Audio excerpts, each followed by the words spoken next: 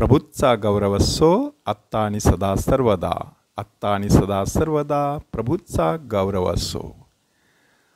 Our hearts are made for you, Lord.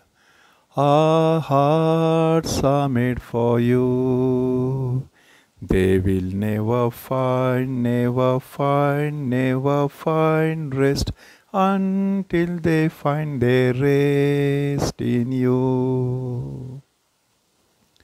ह्या गाण्यातील शब्द आहेत संत अगस्तीन ह्यांचे. ह्या शब्दांचा अर्थ असा आहे की हे परमेश्वरा, आमची हृदये तुझ्यासाठी निर्माण करण्यात आलेली आहेत.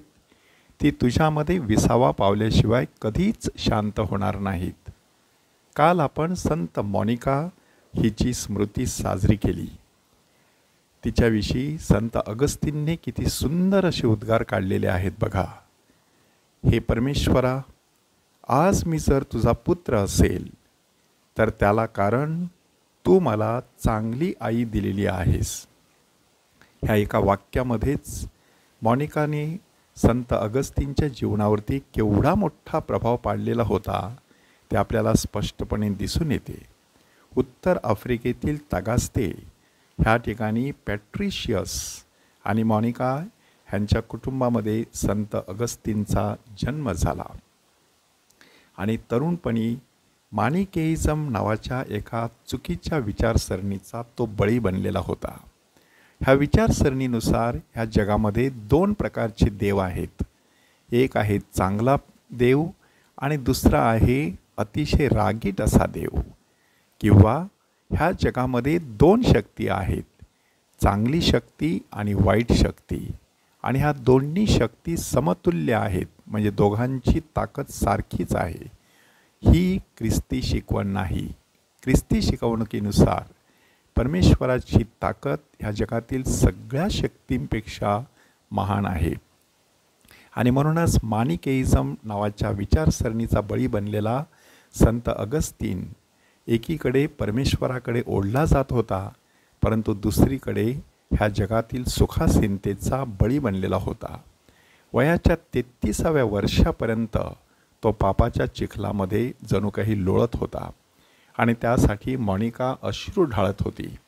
मिलानचे बिशप संत आंब्रोज ह्यांच्या कानावरती तिने ही बातमी घातली आणि संत आंब्रोज ह्यांनी आश्वासनपूर्वक तिला सांगितलं की बाई, ज्या मुलासाठी तू अश्रू ढाळत आहेस तो मुळीच वाया जाणार नाही. आणि नेमकं घडलंही तसंच. ईस्टरच्या 387 सालच्या ईस्टरच्या रात्रीमध्ये संत आंब्रोजचं प्रवचन ऐकून आणि त्यांचं पावित्र्यपूर्ण जीवन पाहून अगस्तीन प्रभावित झाला आणि त्याने पूर्णपणे परमेश्वरापुढे शरणागती पत्करली. आणि आईने मरताना त्याला सांगितलं की तू कॅथलिक व्हावास एवढीच माझी इच्छा होती. माझ्या अपेक्षेपेक्षा परमेश्वराने मला भरपूर दिलेला आहे. आता मला मरण आलं तरी चालेल, मात्र एक लक्षात ठेव, तू देवाच्या वेदीपाशी असशील तेव्हा माझी आठवण ठेव. संत अगस्तीन त्यानंतर पूर्णपणे बदलून गेला. दारिद्र्य, प्रार्थना, अभ्यास, गोरगरिबांची सेवा अशा प्रकारच्या सद्गुणामध्ये तो रमून गेला. जागतिक सुखाचा त्याने त्याग करण्याचा कसोशीने प्रयत्न केला. परमेश्वरावरील आपलं प्रेम किती महान आहे हे त्याच्या लिखाणामधून दिसून येतं. कन्फेशन्स आणि सिटी ऑफ गॉड नावाची 2 पुस्तकं अजरामर झालेली आहेत. पापांचा तिरस्कार करा परंतु पाप्यांवरती प्रेम करा, अशा प्रकारचा संदेश त्यांनी दिलेला आहे. तो नेहमी परमेश्वराला सांगायचा की हे परमेश्वरा, मी माझं हृदय तुला देऊ शकत नाही, तूच ते माझ्याकडून घे. मी माझ्या हृदयाचं रक्षण करू शकत नाही, तूच माझ्या हृदयाचं रक्षण कर. माझ्या जीवनामध्ये एवढे क्रूस पाठव की त्याद्वारे मी तुझ्या क्रूसाशी एकरूप होऊ शकेन.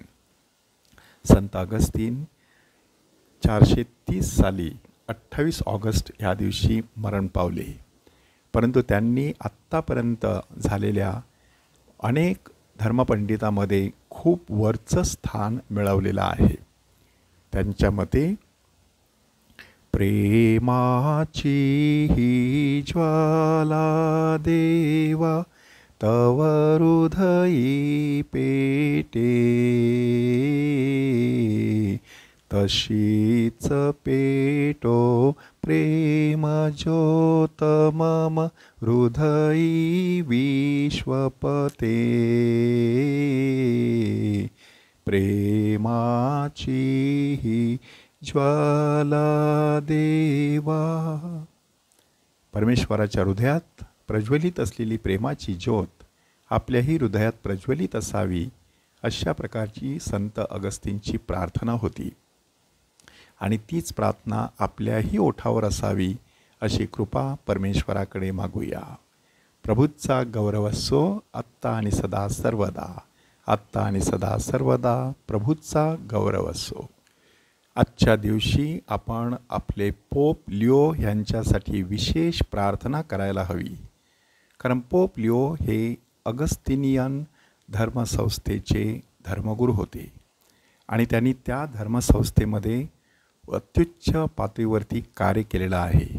म्हणून त्यांच्या आता पोप पदाच्या कारकिर्दीमध्ये संत अगस्तींची मध्यस्थी त्यांच्या पाठीशी असावी, म्हणून प्रार्थना करूया.